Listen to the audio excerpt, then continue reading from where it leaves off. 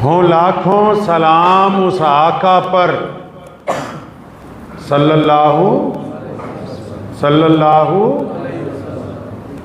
हो लाखों सलाम उस आका पर, जुल्म लाखों जिसने तोड़ दिए, दुनिया को दिया पैगाम सकूं, तूफानों के रुख मोड़ दिए।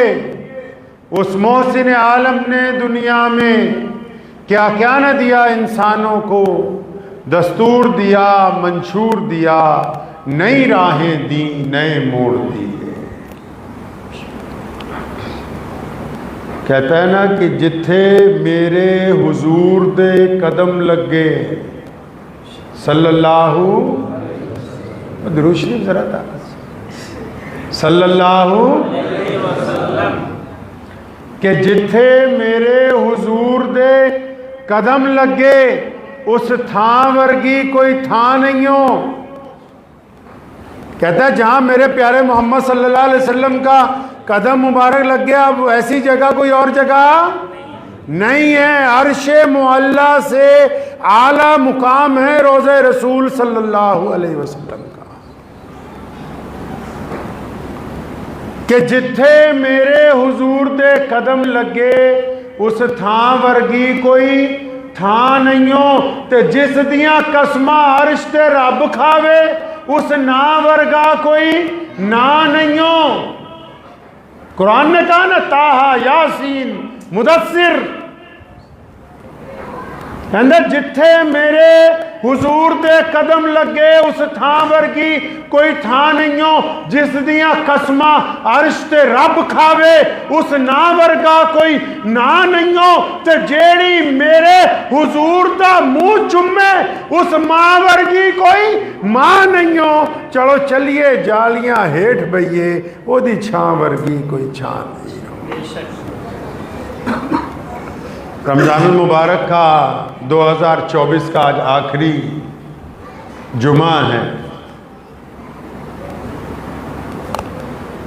दिल में ख्याल आया कि दास्ताने इस्लाम पे गुफ्तगू की जाए कि वो क्या खासियत थी कि प्यारे मोहम्मद सल्लल्लाहु ताला अलैहि वसल्लम ने 23 साल में इतना बड़ा इनकलाब बर्पा किया। 23 साल में इतना बड़ा दीन कायम किया। 23 साल की सिर्फ छोटी सी जिंदगी में 40 साल की जिंदगी जब हुई अली नबी अलैहिस्सलाम की, तो आप सल्लल्लाहु अलैहि वसल्लम ने लोगों को बताया कि मैं अल्लाह का रसूल हूं और तुम्हारे लिए पैगाम मोहब्बत इस्लाम की शक्ल में लाया हूं। तो फिर कितने साल, 63 साल की उम्र में प्यारे मोहम्मद अलैहिस्सलातु वस्सलाम इस दुनिया से वापस तशरीफ ले गए। 23 साल में दीन कहाँ है? शाम को जहाँ सूरज डूबता है वहाँ तक अजान जाती है, सुबह को जहाँ से सूरज निकलता है वहाँ से अजान शुरू होती है। दुनिया का कोई खित्ता, दुनिया में कोई ऐसा रंग, दुनिया की कोई ऐसी नस्ल, दुनिया में कोई ऐसा मुल्क, दुनिया में ऐसी कोई जुबान, कोई ऐसी हवा बाकी नहीं जिसमें थोड़े या ज्यादा कलमा ला इलाहा इल्लल्लाह मुहम्मदुर रसूलुल्लाह पढ़ने वाले लोग मौजूद ना हो। ये इनकलाब कोई और बर्पा नहीं कर सका आज तक कायनात में। लोग बेहतरीन इमारतें ला सकते हैं, बड़ी हुकूमतें दिखा सकते हैं, लेकिन जो इनकलाब मुहम्मदुर रसूलुल्लाह ने बर्पा किया पूरी कायनात के अंदर, कि दुनिया के हर खित्ते में आज उनके नाम की आजान दी जा रही है। मुअज्जिन बार बार ऐलान करता है मुसलमानों को, ये बताता है जब कि सबसे बड़ा अल्लाह है, जब ये बताता है कि हम एक अल्लाह की इबादत करते हैं, तो बड़े फख्र के साथ मुअज्जिन रोजाना इस बात को दोहराता है कि दुनिया के इंसानों, ये जो इनकलाब बर्पा हुआ है इसके कायद और इसके बानी मुहम्मदुर रसूलुल्लाह है।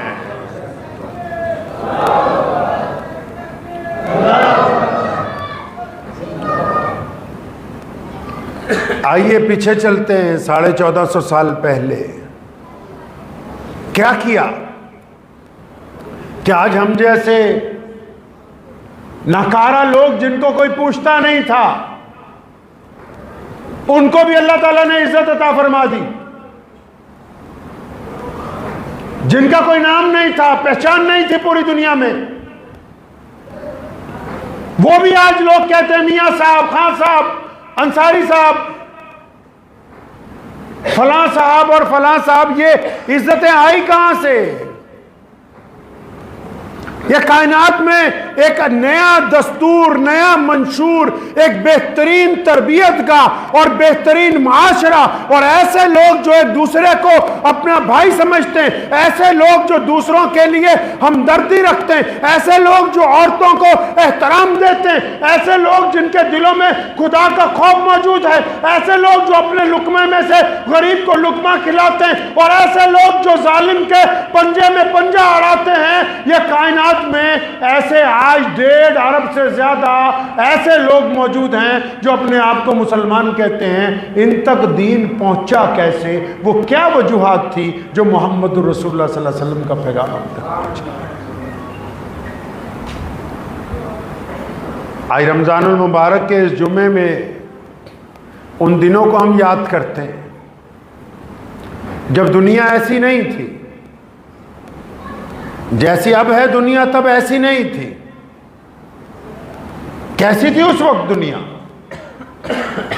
आए पीछे चलें, प्यारे मोहम्मद सल्लल्लाहु अलैहि वसल्लम की जिस साल पैदाइश होती है, उससे पहले का जो अरसा गुजरा है, सैयदना इब्राहिम अलैहिस्सलाम के बाद से लेके प्यारे मोहम्मद अलैहिस्सलाम की आमद के दरमियान का जो अरसा है, कई 100 साल का, क्या हुआ उसमें? अल्लाह के नबी अलैहिस्सलाम से पहले जो नबी आए, इब्राहिम अलैहिस्सलाम आए, हजरत ईसा अलैहिस्सलाम आए, मूसा अलैहिस्सलाम आए, उन्होंने अपना दीन लोगों तक पहुंचाया। उन हजरात के जाने के बाद, दुनिया से पर्दा फरमाने के बाद क्या हुआ? ये जो दुनिया का इतिहास है, ये सिर्फ इस्लाम का इतिहास नहीं है। प्यारे मोहम्मद अलैहिस्सलाम जब आए दुनिया में तो हालत क्या थी दुनिया की, आपको पता है? मक्कातुल मुकर्रमा में जहां नबी अलैहिस्सलाम पैदा हुए, वहां हालत ये थी कि अगर किसी के घर में बेटी पैदा होती थी, किसी के घर में बेटी पैदा होती थी, ये वाकयात आपको इसलिए सुना रहा हूं, आप कोई काम करते हैं ना, कोई मिस्त्री कोई मकान बनाता है ना, कोई मजदूर किसी खेत में काम करता है ना, तो जब वो लहलहाते हुए बागात दिखाता है ना, तो मालिक को बताता है कि जब मैं यहां आया तो जंगल था, जब मैं यहां आया पहाड़ थे, जब मैं यहां आया पानी नहीं था, जब मैं यहां आया जहां जंगली बूटियां उगी हुई थी, ये तो सारी मेरी मेहनत है जो आज तुम यहां खूबसूरत फूल और फल देखते हो।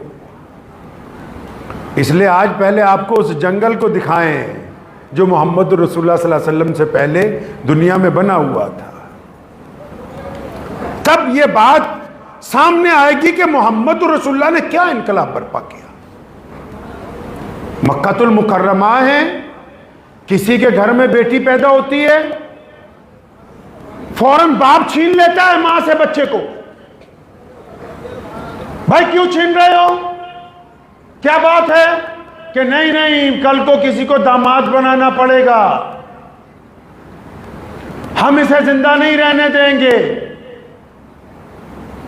तो बेटी को ले जाके रेत में दबा के आते हैं, जिंदा बच्चों को।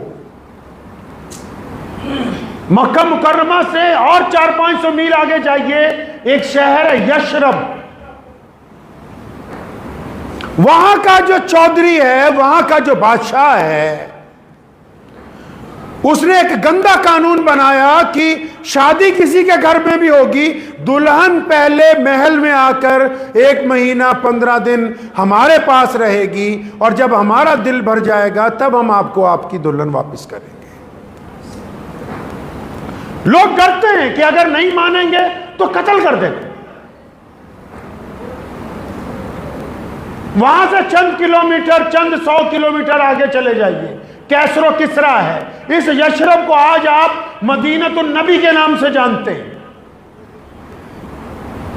वहां से चंद 100 किलोमीटर आगे चले जाइए, कैसरो किसरा कौन? ये ईरान और इराक। वहां आग की इबादत करने वाले बादशाह का राज है, और उसका हुक्म है गरीब लोगों को कि तुम जंगल में रहो, अच्छे फल उगाओ, खेतियां तैयार करो, और जब सारा सामान तैयार हो जाए वो ला के हमारे खजाने में जमा कर दो। तुम्हें यह हक नहीं है कि तुम हमारे शहर में आओ, जिस तरह हम रहते हैं वैसे रहो, जैसे हम खाते हैं वैसे खाओ, जैसी इबादत गाह में हम जाते हैं तुम जाओ। अगर कोई गलती से आ जाता है, अगर कोई गलती से आ जाता है उनके शहर में, तो उसकी गर्दन उतार कर लटका दी जाती है, ताकि जितने बाकी गरीब हैं उनको ये पता रहे कि ये शहर जो बनाया गया, ये महल जो बनाया गया, ये तो सिर्फ अमीर लोगों के लिए बनाया गया है, बादशाहों के लिए बनाया गया, ये गरीब का कोई हक नहीं है। मक्के की ये मस्जिद जिसको बैतुल्लाह कहते हो, जिसमें आज तवाफ हो रहा है, मक्के के बड़े बड़े चौधरी, उस दौर के सरदार, जिनमें अबू जहल सर फहरिस्त है, वो ये कहते हैं कि हम इबादत करते हैं इस घर में जाके, लेकिन अगर कोई उनका नौकर, अगर कोई मक्के का गुलाम, अगर कोई मक्के का काला, अगर कोई मक्के का गरीब, अगर कोई मक्के का मजलूम बैतुल्लाह की चौखट में अपना पैर भी रखता है तो उसकी गर्दन उतार दी जाती है, और यह बताया जाता है कि क्योंकि तुम्हारी जात नीची है, तुम्हारा रंग काला है, तुम्हारी बरादरी अच्छी नहीं है, तुम इस इबादत गाह में नहीं आ सकते, यहां सिर्फ अमीर लोग आकर इबादत कर सकते हैं। सुने क्या था रसूलुल्लाह से पहले? ये मैं आपको कुरान हदीस की बातें नहीं सुना रहा हूं, ये दुनिया का इतिहास है, विश्व का इतिहास है ये, कि मोहम्मद रसूलुल्लाह से पहले दुनिया कैसी थी। जितने मर्जी आज लोग कहते रहे कि हमने ह्यूमन राइट कमीशन बना लिए, हमने डेमोक्रेसी बना ली, इसकी बुनियाद रखने वाले अगर कोई है कायनात में तो सिर्फ हमारे प्यारे नबी मोहम्मद रसूलुल्लाह। और आगे चले जाइए, कैसरो किसरा से आगे, ताशकंद, बुखारा, क्या होता है जी वहां? बादशाह के बच्चों की दिल करता है कि कोई खेल खेलें, बादशाह के बच्चों का दिल करता है कोई खेल खेलें। तो उस वक्त तो दुनिया इतनी ज़्यादा टेक्नोलॉजी तो नहीं थी, मोबाइल गेमें तो आई नहीं हुई थी, तो सिपाहियों को हुक्म देते हैं कि बाहर से लोगों को पकड़ के लाओ, कैद खाने में से कैदियों को ले आओ। क्या खेल खेलेंगे? कैदियों को तीर मार के देखेंगे, कोई ये हमसे पहले जल्दी कौन सा कैदी, कौन सा शहजादा किसके दिल में तीर आर पार कर दे। और जब यहां भी दिल नहीं भरता तो सिपाहियों को कहते हैं कि इनकी गर्दन उतारो एक झटके में, ताकि हम देखें कि ये तड़पते कैसे हैं। बादशाह की औलादें, उस दौर के बड़े बड़े लोगों की औलाद सिर्फ तड़पते हुए जिस्मों को देखने के लिए लोगों की गर्दनें उतरवाती है। बहुत सारे लोग पूछते ना इस्लाम पूरी दुनिया में कैसे पहुंचा। सुनो दिल थाम के, कैसे इस्लाम पूरी दुनिया में पहुंचा है। मोहम्मद रसूलुल्लाह सल्लल्लाहु अलैहि वसल्लम की पैदाइश से पहले यह हालत थी कि वो कत्ल कर रहे थे बार बार। जब वो कत्ल करते थे शहजादे शहजादियां खुश होते थे। और आगे चले जाइए, ये तहजीब, ये जो आज अपने आप को कहते हैं कि हम तो पूरी दुनिया की सबसे बड़ी डेमोक्रेसी है, चाइना फला फला की, हमने तो बहुत तरक्की की है। हालत ये थी कि जिस तरह आप आज बाजार में जानवर खरीदने जाते हैं ना, मंडी में, इनकी फौजें, इनके सिपाही गांव पर हमला करते थे, सारे खानदानों को गिरफ्तार किया जाता था, फिर भट्टी सुलगाई जाती थी, उनमें गरम मोहर करके तमाम लोगों की गालें दागी जाती थी, पैरों में बेड़ियां डालते थे, फिर मंडी के अंदर सुबह को बोली लगती थी गुलाम खरीद लो। मिसाल के तौर पर अगर रात को 20 आदमी एक खानदान के गिरफ्तार कर दिए, उनके चेहरे दाग दिए, उनके पैरों में बेड़ियां डाल दी, उनकी बेटियों के बेड़ियां डाल दी गई, उनके बच्चों के, और जब वो मंडी में बिकने आए, खरीदने वाले को अगर बाप पसंद आया तो वो खरीद के ले गया, किसी को बेटी पसंद आई वो खरीद के ले गया। दुनिया के खानदान उजाड़ दिए इन बादशाहों ने सिर्फ इस चक्कर में कि और कोई कारोबार नहीं है, हम इंसानों को खरीदने और बेचने का कारोबार करते हैं।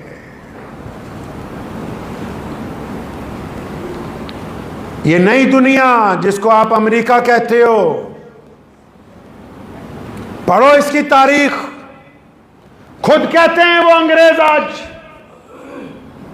वाशिंगटन की सुप्रीम कोर्ट में मोहम्मद रसूलुल्लाह का नाम आज भी सबसे सुनहरी हरफों में लिखकर लगाया गया है कि कायनात में अगर कोई इंसाफ कर सकता था सबसे बेहतरीन तो वो मोहम्मद रसूलुल्लाह की जात है।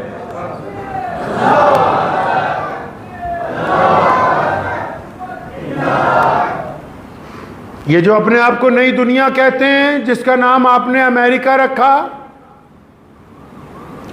वहां जब खेत में, इसके ऊपर फिल्में भी बनी हुई हैं, आप देख लीजिए गूगल के ऊपर जाके, जब खेत में कोई जिम्मेदार के पास कोई काम करता है उसका मजारा, और उसको खुद खाने को कुछ नहीं मिलता, जिन दिनों में नई फसल लगानी होती है, अगर हफ्ता गुजर जाए, 15 दिन गुजर जाए, वो बार बार अपने मालिक को बोले, जिम्मेदार को जाके बोले कि थोड़ा सा अनाज दे दो, मेरे बच्चे भूखे हैं, मैं इनको खाना खिलाना चाहता हूं, मेरे बच्चे बिस्तर पर लग गए, उनके पास रोटी नहीं है, पानी पी पी के, दरख्तों के पत्ते खा खा के उनकी हालत खराब हो गई, अगर थोड़ा सा अनाज हमें दे दोगे हमारे बच्चों की जान बच जाएगी। जिम्मेदार उसको मारता है, पीटता है, वो दौड़ता हुआ जाता है, अदालत में दरखास्त लगाता है कि मेरे जिम्मेदार ने मुझे खाना नहीं दिया, मेरे बच्चे मरने वाले हैं। तो उस दौर की अदालत ये फैसला करती है कि क्योंकि तुम्हारा रंग काला है और तुम गरीब हो, तुम इंसानों की कैटेगरी में नहीं आते, तुम किसी अमीर आदमी के खिलाफ दरखास्त नहीं दे सकते। बहुत लोगों को तकलीफ होती है, इस्लाम दुनिया का सबसे बड़ा दीन कैसे बना? सुनो कैसे बना। प्यारे मोहम्मद सल्लल्लाहु ताला अलैहि वसल्लम के आने से पहले अगर किसी से कत्ल हो जाता है तो वो जिस बंदे को जो बंदा कत्ल करता है तो मरने वाले का बेटा इस इंतजार में जवान होता है कि इसको मारूंगा, और फिर जब उसका कत्ल होता है तो उसकी औलाद कहती है कि उसको मारेंगे। नस्लें गुजर जाती हैं, खूनी जंगें बंद नहीं होती हैं। लोग कहते हैं इस्लाम पूरी दुनिया में पहुंच गया, इस्लाम ने ये कर दिया। इस इस्लाम से आने से पहले था क्या? इस्लाम के आने से पहले जो लोग खुदा की बात कर रहे थे, जो इबादत की बात कर रहे थे, जो इबादत गाहों में बैठे हुए थे, वो खुद बड़े बड़े हुक्मरानों के चमचे थे। वो ये नहीं चाहते थे कि हमारे हुक्मरान हमसे नाराज हो जाएं। ये कायनात में सबसे पहले मोहम्मद रसूलुल्लाह हैं। सुनो प्यारे पैगंबर ने क्या किया है। प्यारे पैगंबर मोहम्मद रसूलुल्लाह सल्लल्लाहु अलैहि वसल्लम जब मक्के की सरजमीन पर पैदा हुए, नबी अलैहिस्सलाम की उम्र जब 40 साल हो गई, नबी अलैहिस्सलाम को हुक्म दे दिया गया। अल्लाह ने भेजा तो इसीलिए था, प्यारे पैगंबर को भेजा इसीलिए था कि पूरी कायनात में आपने इंसानों को उनके रब से मिलवाना है, आपने इंसानों को बराबरी का दर्जा देना है। तो हमारे प्यारे पैगंबर अलैहिस्सलाम ने क्या किया भाई? नबी अलैहिस्सलाम ने क्या किया? बैतुल्लाह में इबादत तो पहले भी होती थी, बैतुल्लाह में तवाफ तो पहले भी होता था। रसूलुल्लाह सल्लल्लाहु अलैहि वसल्लम ने क्या किया? दुनिया वालों ने धोखा देने की कोशिश की, दुनिया को, खुदा को धोखा देने की कोशिश की। और जब प्यारे पैगंबर मोहम्मद रसूलुल्लाह सल्लल्लाहु अलैहि वसल्लम आ गए तो नबी अलैहिस्सलाम ने जब पहली मर्तबा सबको इकट्ठा किया, अब इसमें आप भी सुन लो मुसलमानों, तुम्हारे लिए तरबियत की पहली बात है। नबी अलैहिस्सलाम ने क्या किया भाई? सबसे पहले प्यारे मोहम्मद अलैहिस्सलाम के पहाड़ पे खड़े हुए तो जितने लोग सामने आए थे उनको ये नहीं कहा कि आओ एक अल्लाह की इबादत करें, ये नहीं कहा कि आओ एक अल्लाह की इबादत करें, ये राज अभी नहीं बताया था कि मैं अल्लाह के रसूल हूं। सबसे पहले प्यारे पैगंबर मोहम्मद सल्लल्लाहु अलैहि वसल्लम ने ये बात कही उस शहर के लोगों को कि शहर मक्का के लोगों, तुम्हारा मेरे बारे में क्या ख्याल है।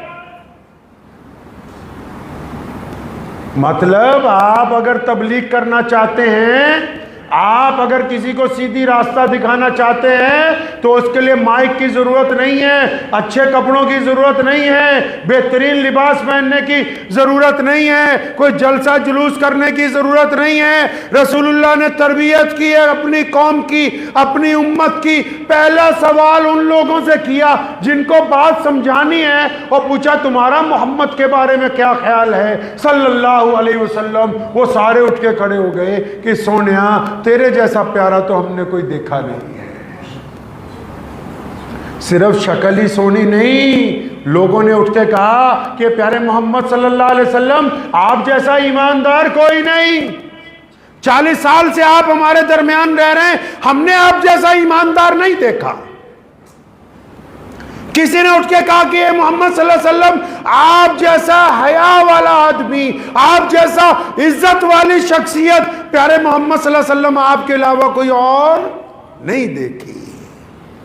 किसी ने कहा कि प्यारे मोहम्मद सल्लल्लाहु अलैहि वसल्लम आप कैसी बात करते हैं, आप जैसा ईमानदार तो हमने कभी देखा ही नहीं। प्यारे मोहम्मद सल्लल्लाहु अलैहि वसल्लम आप जैसा तो हमने नौजवान ही नहीं कोई देखा, आप जैसा अच्छा सल्लल्लाहु अलैहि वसल्लम जैसा पड़ोसी हमने कोई नहीं देखा।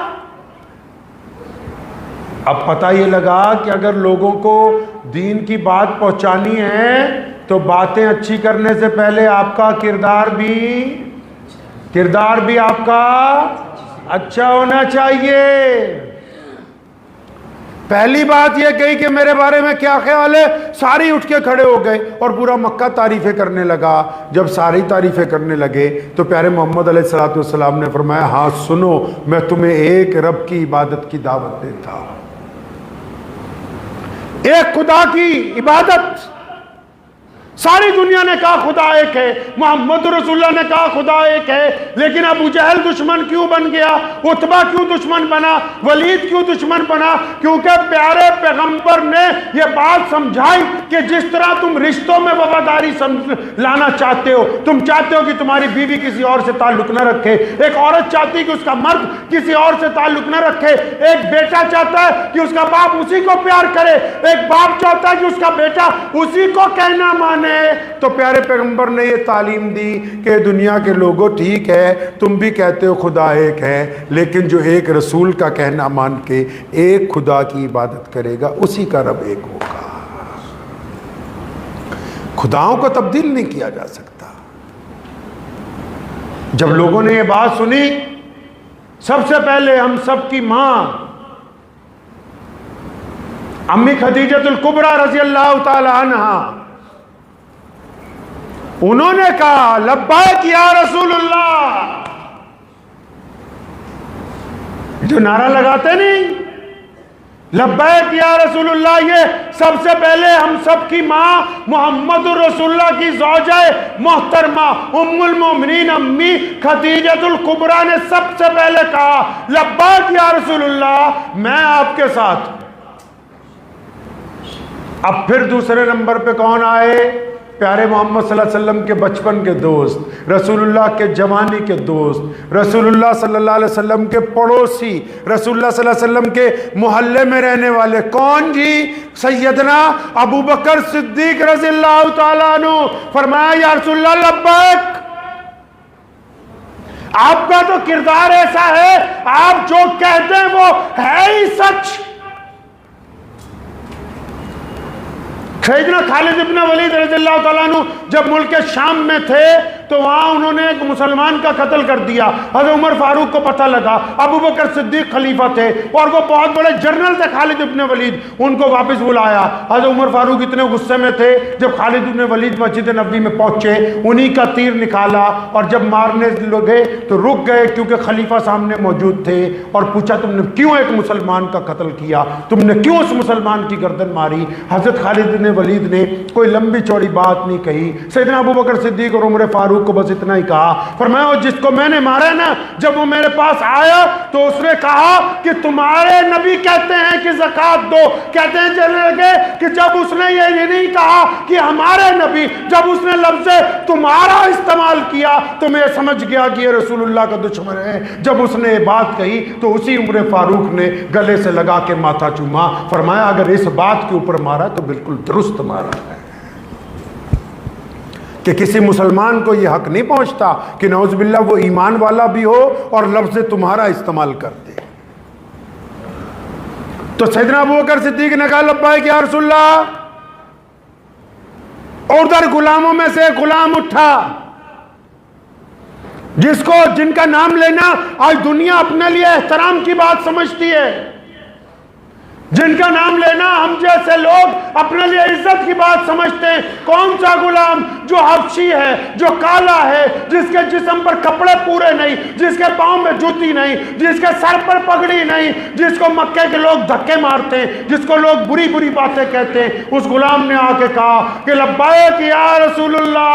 वो गुलाम है सैयदना बिलाल हबशी रज़ियल्लाहु ताला अन्हु की ज़ात गिरामी है। और यहां फिर रिश्तेदारों की भी बात करता चलो। लोग कहते हैं कि रिश्तेदारों से पूछो कौन कैसा है।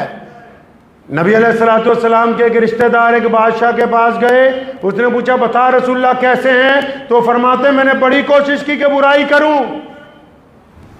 निकली नहीं कोई।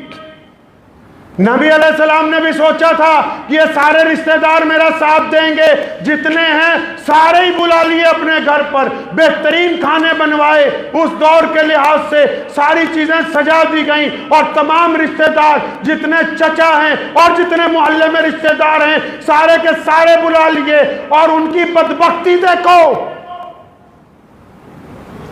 जब रिश्तेदारों को यह बताया कि मैं रब का रसूल हूं और दुनिया के लिए पैगाम मोहब्बत लेके आया हूं, सारों को सांप सूंघ गया, सांप सूंघ गया रिश्तेदारों को।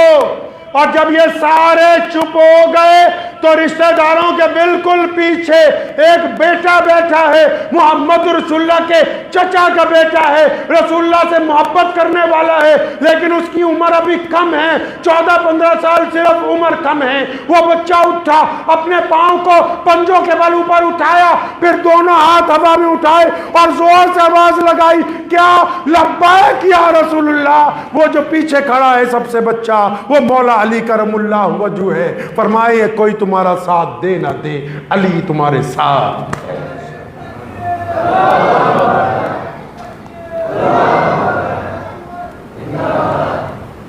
अब ये जो लोग मुसलमान हुए, कहानी में ट्विस्ट यहां से आ रहा है। अब ये जो लोग मुसलमान हुए तो रोजा तो अभी आया नहीं था, नमाज तो अभी फर्ज नहीं हुई थी, ज़कात नहीं आई थी, अभी तो बहुत सारी चीजें दूर थी।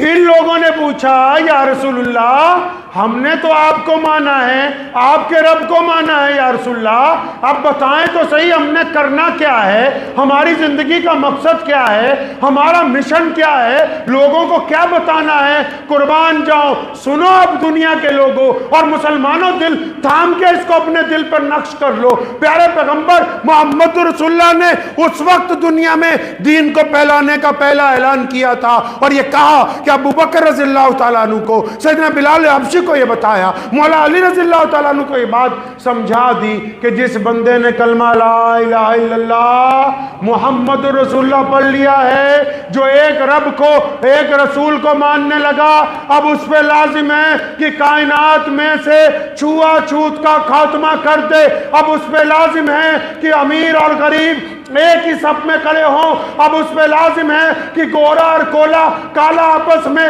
फर्क ना करे। तभी तो अल्लामा इकबाल ने कहा ना कि आगे आए लड़ाई में अगर वक्त नमाज किबला रू हो के जमी बोस हुई कौम हिजाज। एक ही सफ में खड़े हो गए महमूद और अयाज। ना कोई बंदा रहा ना कोई बंदा नवाज, बंदा ए साहिबो मोहताज व गनी एक हुए, तेरी सरकार में पहुंचे तो सभी एक हुए।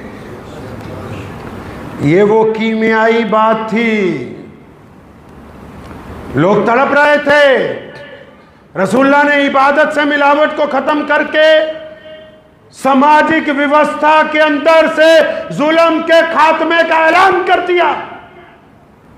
और ऐलान ऐसा नहीं किया कि सिर्फ बातों में किया हो।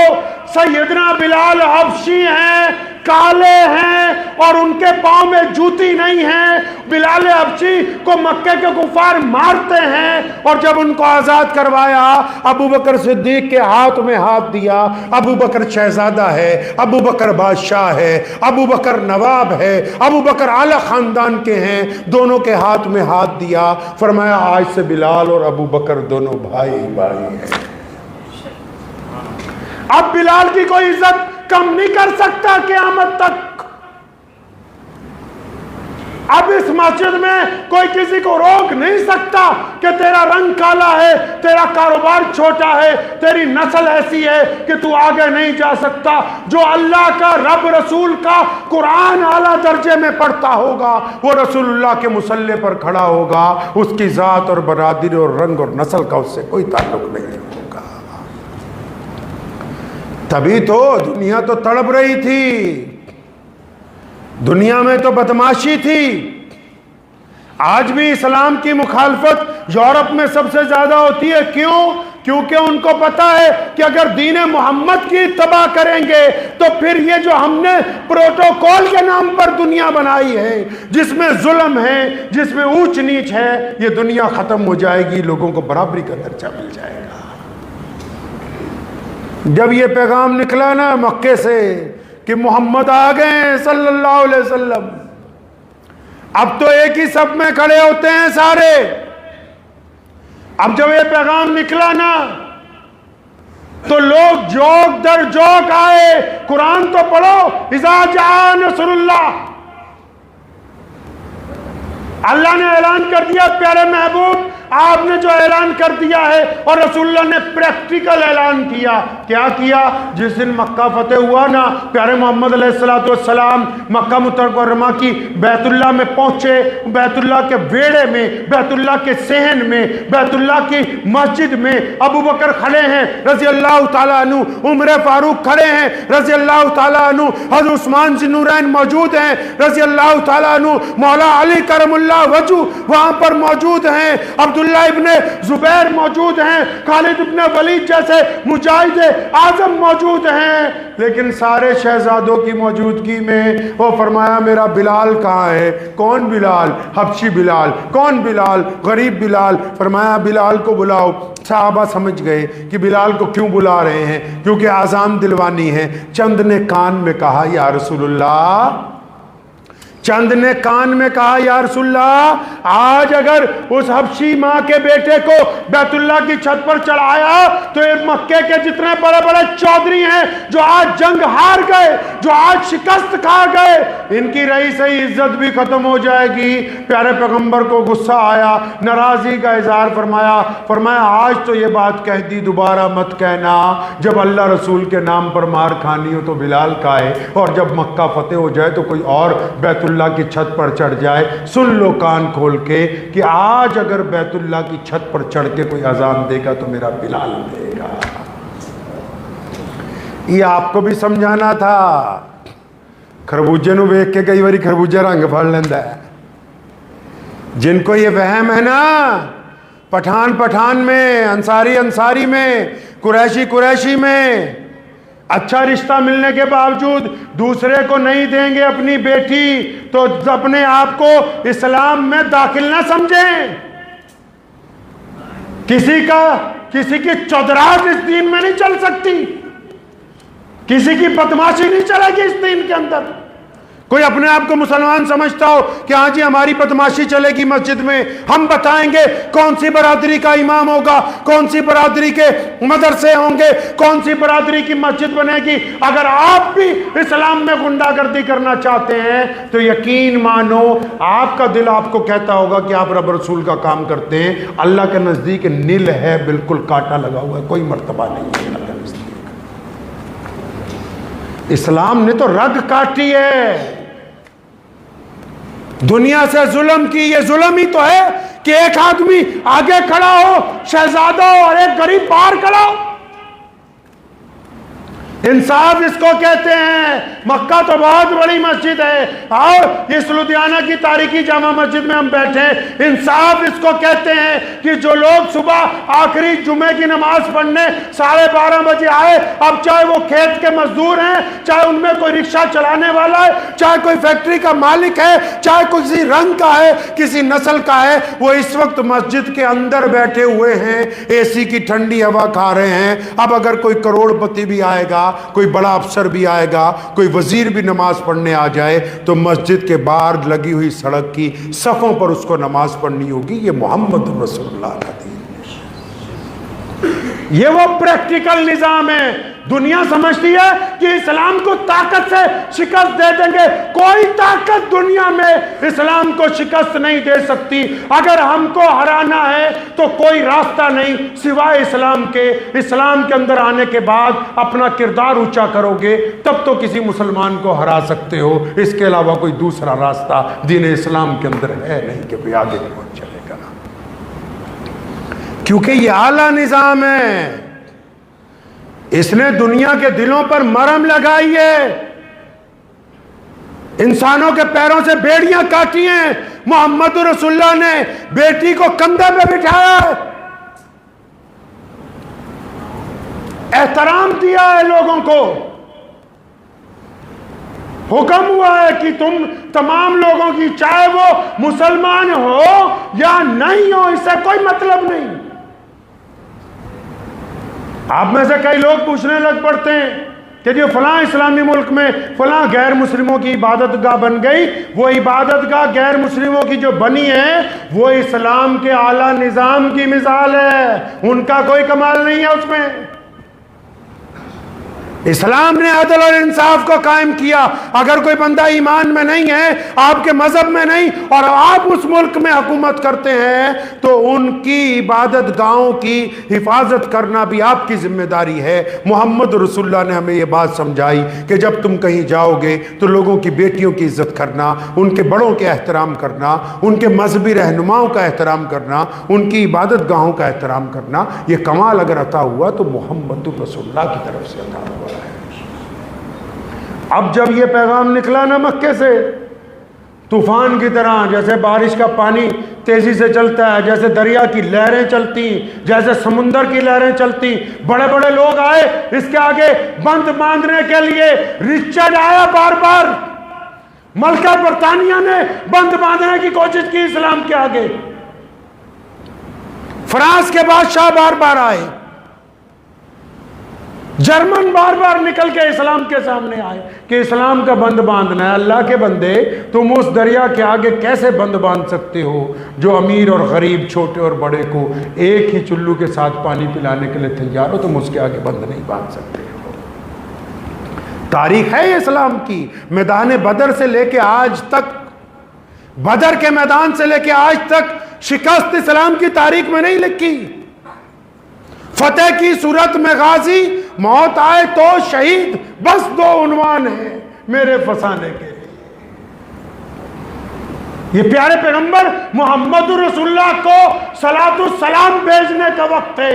उनके हुजूर खड़े होकर प्यारे नबी अलैहिस्सलातु सलाम पर दुरूद भेजने का वक्त है कि आपने ये इनकलाब बर्पा किया कि पूरी कायनात में लोगों तक दीन पहुंचा दिया।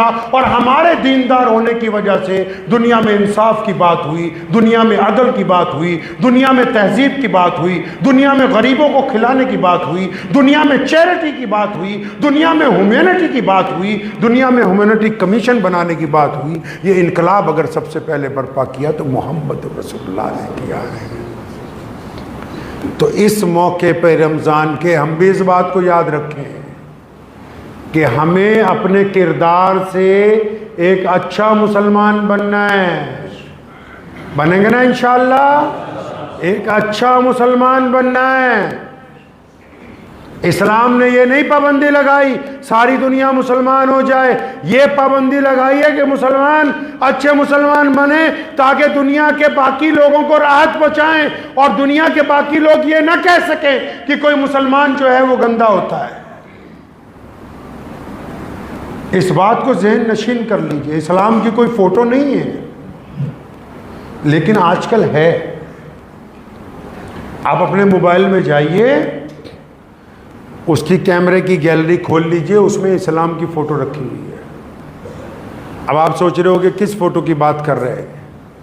अगर नहीं रखी हुई तो मोबाइल का फ्रंट कैमरा चला के एक फ़ोटो खींच लीजिए, जिसको अंग्रेज़ी में आप सेल्फी बोलते हैं। इस फ़ोटो को आराम से देखो, क्योंकि जो हमारे गैर मुस्लिम दोस्त हैं, गैर मुस्लिम जानने वाले हैं, गैर मुस्लिम कारोबार हमारे साथ जो करते हैं, वो कुरान हदीस पढ़ने नहीं जाते। उनके नज़दीक यही फ़ोटो इस्लाम है। अब इस फ़ोटो को अच्छी तरह देखो, क्या ये किसी सच बोलने वाले की है? ये क्या किसी ईमानदार की फ़ोटो है, या किसी शराबी की फ़ोटो है, या किसी बेहतरीन आदमी की फ़ोटो है, कि किसी ठग की फ़ोटो है? जो ये फ़ोटो कहती है, दुनिया के नज़दीक इस्लाम वैसे ही है। इस्लाम वैसे ही है जैसी ये फोटो बोलती है। इसको खूबसूरत कौन बनाए? हमारी जिम्मेदारी है। लोगों को सुधारने की बात बाद में करें, पहले खुद सुधरने की बात कीजिए। खुद क्या कर सकते हैं हम? क्या आप ऐसा कर सकते हैं कि आपको देख के आपका एक गैर मुस्लिम दोस्त जो आपके साथ निभाता हो, वो 10 साल में, 5 साल में, 4 साल में, 20 साल में ये खड़ा होकर कहे कि हाँ ये बेहतरीन बंदा है, ये बंदा झूठ नहीं बोलता, मेरा यार है, मेरे साथ इसने कभी बेवफाई नहीं की। अच्छी तरह मुझे याद है, एक साहब बहुत अरसा हुआ जब वो इस्लाम में दाखिल हुए तो उन्होंने अपने वालिद को जाके ये कहा कि आप भी मेरे साथ आ जाएं। तो उनके वालिद ने नाराज़गी का इजहार नहीं किया, बल्कि अपने कमरे को अंदर से कुंडी लगा ली। अब वो कहते हैं कि मैं सारी रात परेशान रहा। यहीं का वाक़या सुना रहा हूँ मैं आपको, इसी मस्जिद का। तो कहते मैं सारी रात परेशान रहा कि अब्बा तो लगता नाराज़ हो गए, तो मैंने तो इनको बेहतरीन बात कही थी कि आप मेरे साथ दीन को इख्तियार करें, मेरे साथ नमाज़ पढ़ने चलें। तो कहने लगा कि अब्बा ने तो कुंडी लगा ली। तो हम लोग सारी रात परेशान रहे कि कहीं नाराज़ ना हो जाए, अपने आप को नुकसान पहुंचाएं। तो कहने लगा नहीं, लेकिन अंदर से कोई ऐसी आवाज़ नहीं आई। तो सुबह को जब वो कहते हैं कि मेरे वालिद ने कुंडी खोली तो उन्होंने मेरा बाजू पकड़ के कहा कि चल, मैं तेरे साथ चलने के लिए तैयार हूँ। तो मैंने कहने लगे कि मैंने पूछा कि अब्बा सारी रात क्या करते रहे? तो कहने लगे मैं सारी रात कुछ किया नहीं है, मैं तो जानता नहीं हूँ कि तुम किस नमाज की बात करते हो। मेरे साथ मेरे बचपन में स्कूल में एक लड़का पढ़ता था, वो लड़का जो था एक पड़ोसी मुसलमानों का बेटा था। हम दोनों ने इकट्ठे तालीम हासिल की, 10वीं इकट्ठे की, +2 इकट्ठे की, फिर BA में इकट्ठे रहे, फिर हमने नौकरी भी इकट्ठे की। कहने लगे फिर मैं रात जब तुमने मुझे कहा ना, तो मैंने सारी रात फिर उसी अब्दुल रहमान की जिंदगी और अपने आप को टटोला। अगर कहने लगे मेरे पुत्र, मेरे बेटे, अगर अब्दुल रहमान बेवफा होता तो आज मैं तेरे साथ एक कदम नहीं चलता। उस अब्दुल रहमान की वफा ने मुझे मजबूर किया कि तू जो बात कह रहा है वो सच कह रहा है।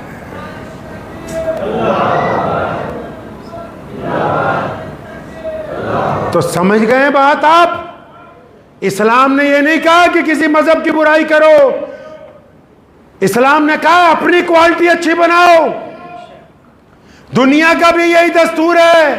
आपने देखा होगा बड़े कुछ लोग इस्लाम मुखालिफ बातें करते हैं। अरे जो बड़े होते हैं उनके खिलाफ बातें होती हैं। आप उनका जवाब ना दीजिए, आप अपना किरदार अच्छा कीजिए, अपना किरदार अच्छा कीजिए।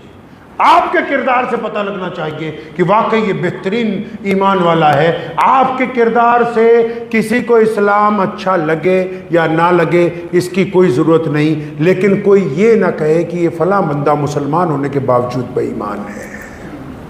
रसूलुल्लाह ने पूछना है क़यामत वाले दिन, करेंगे इंशाअल्लाह ताला। दुआ कीजिए अल्लाह तबारक व तआला मुझे भी और आप सबको भी इन बातों पर अमल की तौफीक अता फरमाए। व आखिर दावाना अनिल हम्दुलिल्लाहि रब्बिल आलमीन। आजकल रमज़ान